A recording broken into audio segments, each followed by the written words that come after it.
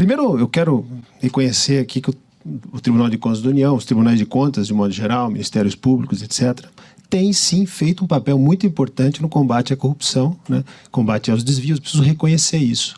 Agora, esse reconhecimento não nos impede também de fazer uma análise sobre a repercussão econômica, né, e prática das decisões dos controladores.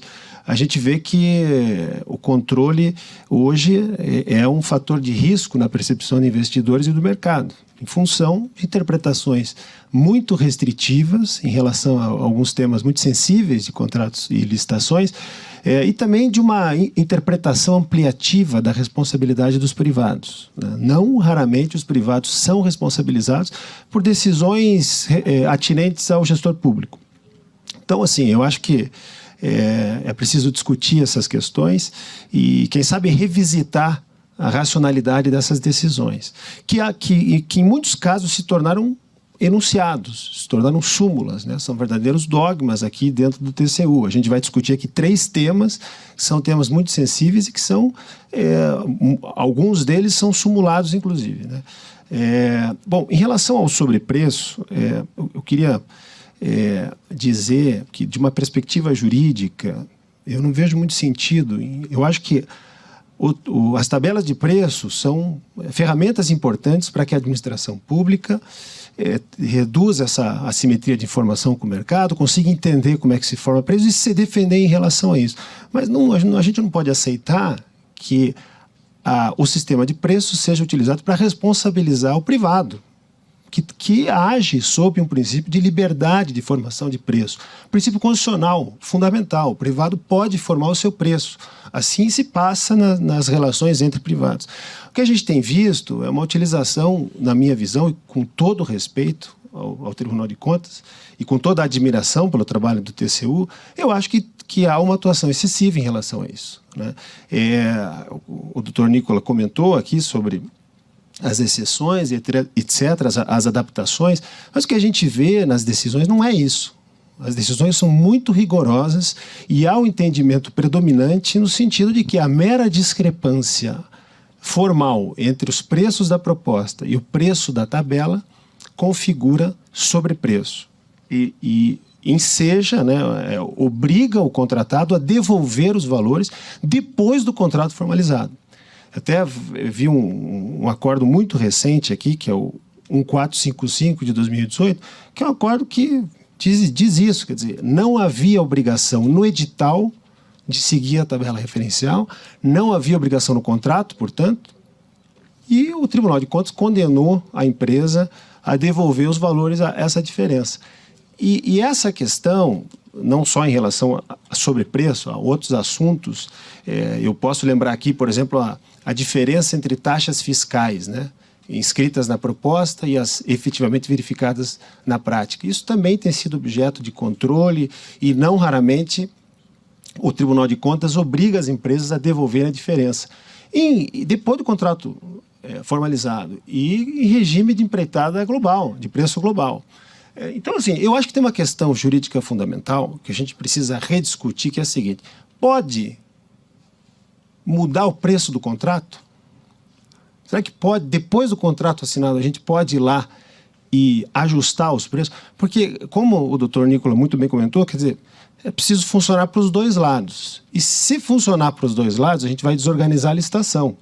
Porque o licitante que prevê ali um custo acima do custo, vamos dizer assim, do custo legal, tá, para usar uma expressão aqui, na prática ele é obrigado a devolver. Mas e se ele tivesse orçado mal e orçado um custo menor do que o custo real? Será que o TCU concordaria com a devolução pela administração pública? Eu acho que não, e nem deveria, porque se concordasse iria desorganizar a licitação. Então, assim, não faz muito sentido, na minha visão, nem do ponto de vista jurídico e nem do ponto de vista lógico, que o contratado seja obrigado a devolver valores em função desses controles, né? Que são controles que eu acho que são muito importantes e até eficazes no momento de formação do preço. Volto a dizer, para a administração pública é uma ferramenta muito relevante na formação do preço, para ela se proteger em relação ao jogo de mercado. Mas isso ocorre no âmbito da licitação. Depois que você assina o contrato, você tem um contrato assinado. Então, eu acho que há um valor aí a ser prezado pelas instâncias de controle, que é a força jurídica do contrato. Isso é uma questão de estabilidade jurídica, de segurança jurídica, de estabilidade institucional. A gente precisa preservar a força do contrato. Então, eu acho que a gente precisaria rediscutir essa questão para ver até que ponto a gente pode relativizar, flexibilizar o contrato para exercer controles que poderiam ser feitos à época ali do período de formação de preço.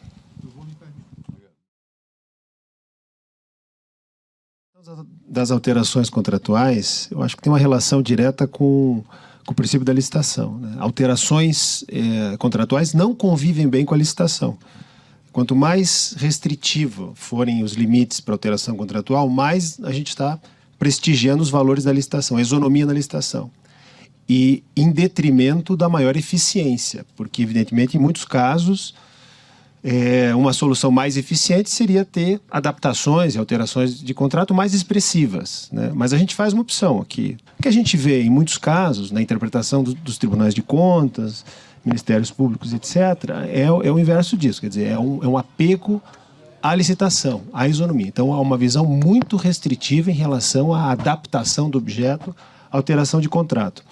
Os 25% é o limite estabelecido em função disso, para evitar que se desvirtue ali o objeto da licitação.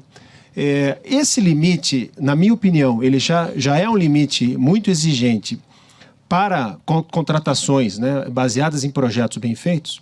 Agora, considerando o nível dos projetos que a gente tem, esse limite acaba sendo um limite muito restritivo. E se torna muito mais restritivo ainda em função da interpretação que tem sido feita pelo Tribunal de Contas ao impedir a compensação.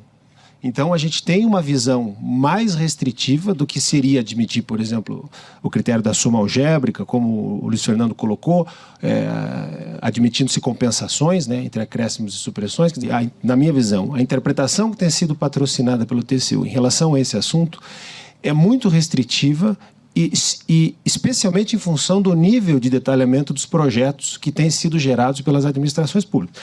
Como foi muito comentado aqui, a necessidade de alteração surge muito, especialmente em virtude das falhas de projeto, da pouca aderência dos projetos à realidade.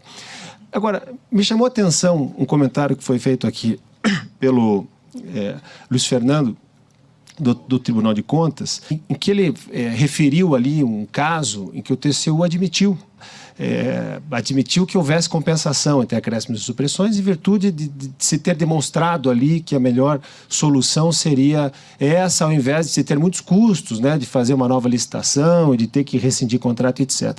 Agora, o TCU trabalha por amostragem. Agora, será que isso não está se repetindo em tantos outros contratos? E a gente não está patrocinando uma interpretação que tem gerado muita ineficiência nos contratos? Que, veja, isso pode estar acontecendo em diversos outros contratos, que não chegam ao radar do TCU, que faz uma análise por amostragem. Então, assim, é provável que, em muitos casos, a solução pela rescisão do contrato e pela reinauguração do processo de licitação seja mais onerosa do que se admitir uma modificação de contrato que extrapole os 25%, né, em relação ao cálculo independente de acréscimos e supressões. É provável. Então, o que eu acho é que a gente precisa ter uma visão um pouco mais consequencialista em relação a isso, né, entendendo que uma interpretação restritiva em relação a essa alteração de contrato pode conduzir, em muitos casos, e é provável que esteja conduzindo a soluções mais onerosas para a administração pública. Eu trago aqui um exemplo recente de um projeto de infraestrutura, que foi o caso da RIS. O caso da RIS teve lá uma série de recomendações e determinações mesmo pelo TCU à NTT para adaptação do projeto, e, em boa medida, aquelas adaptações ali se referiam a questões ali relacionadas a investimentos e adaptabilidade do projeto ao longo dos anos. A gente está falando de um projeto de longo prazo, que tem que ser suscetível a adaptações. Então, aquilo, para mim, revela exatamente essa opção que o Tribunal de Contas da União faz em prestigiar os valores da licitação em detrimento da adaptabilidade do objeto do contrato. Eu acho que isso está muito claro. E na minha percepção, com todo respeito, essa é uma opção errada. Eu acho que a gente tem que prestigiar a eficiência. E se houver prejuízo à licitação, que haja prejuízo à licitação. O que importa é a gente ter uma solução mais eficiente para a administração pública, para os usuários, para a sociedade. Se tiver um prejuízo para a licitação, que haja prejuízo. Não há nenhum problema em relação a isso. Porque as coisas não coincidem, essa que é a verdade, as coisas não coincidem. Se nós tivermos uma interpretação muito favorável à licitação, a gente vai ter soluções menos eficientes durante a execução do contrato, essa que é a verdade. Então, acho que tem um trade-off aí, e o Tribunal de Contas da União tem optado por uma interpretação muito restritiva, na minha visão, em função de um apego aos valores da licitação. Perfeito. Olha, eu acho que uma informação importante aí é saber a causa, né, das paralisações. E nós não temos as causas, a gente não sabe as causas, a gente não fez ainda uma investigação sobre as causas que têm conduzido às paralisações de obras. Nós sabemos, né, o Bruno apresentou aqui o número de paralisações que decorrem das intervenções diretas do TCU. Aliás, em relação a isso, concordo plenamente que é fake news. O TCU não é responsável pela maioria das paralisações, mas também o número é um pouco maior do que esse. Porque, como o Gizio comentou, a gente precisa botar na conta aí as paralisações que decorrem indiretamente da atuação do TCU. Né? Toda vez que o TCU faz uma recomendação para não fazer um aditivo contratual, por exemplo, não estou falando de reequilíbrio, nada. Estou falando aditivo porque extrapola, porque tem compensação lá nos 25%. Isso pode gerar a paralisação, a necessidade de reinaugurar a licitação, de rescindir o contrato, aí tem o ínter e isso acaba paralisando a obra. Eventualmente perde orçamento, etc. E essa paralisação pode durar. Então, acho que o número é um pouco maior do que esse, mas evidentemente que há uma série de outras causas. Foi mencionado aqui licenciamento ambiental. Acho que é uma causa muito relevante. Aliás, seria muito mais saudável, desse ponto de vista das paralisações, que a obrigação pelo licenciamento fosse retida pela administração pública, né? Ou seja, que as licitações só pudessem ser iniciadas com o licenciamento ambiental, pelo menos com o licenciamento prévio. E um condicionante da ordem de serviço, a licença de instalação, a LI. Com isso, a gente livraria, né, a execução de contratos do risco de paralisação em virtude de licenciamentos ambientais. Segunda questão que foi tocada aqui, eu concordo também, desapropriação, né, em muitos casos, é um fator que paralisa a obra, e aí, da mesma forma, quer dizer, exigir-se que as licitações só se iniciem ou que o contrato só seja formalizado depois de concluída a fase de desapropriações. Não em concessões, que o regime é diferente, às vezes é muito difícil, né? Enfim, até nas concessões há uma prática de se estabelecer uma etapa preliminar em que as desapropriações sejam concluídas antes do início do curso do prazo da concessão. Quer dizer, dada a relevância disso. Então, isso deve ser um encargo sob a responsabilidade do poder público e não do particular. O poder público tem mais condição de fazer isso. E, com isso, também nós livramos o risco de desapropriações interromperem o curso do contrato, alocando a responsabilidade para desapropriações ao poder público. E uma terceira questão, que eu acho que é muito relevante, que foi comentada também aqui pelo Gizio, a questão do orçamento, né? Essa é uma causa, intuitivamente, eu diria que o orçamento é uma causa muito relevante da paralisação de contratos. A gente não tem esse dado de forma mais precisa, mas intuitivamente eu diria que sim. E aí é o seguinte, o que a gente verifica é que essas garantias orçamentárias, né, a dotação, a mera dotação orçamentária não garante nada. Né? Não garante que vai ter recurso para custear a execução daquele contrato. E essa é uma discussão, né, que tem ocorrido, uma discussão muito relevante e que se relaciona com o nível de inadimplência das administrações em relação aos contratos, em relação à contratação administrativa. Existe também não temos esse número assim, de forma mais precisa, mas é muito provável que essa dívida seja uma dívida expressiva, né? Há muito inadimplente, é um cacoete das administrações públicas de descumprir contratos, de atrasar pagamentos, e descumprir contratos. Então, a garantia orçamentária não tem funcionado também para cautelar o risco do contratado privado em relação ao recebimento, né, pelo serviço entregue.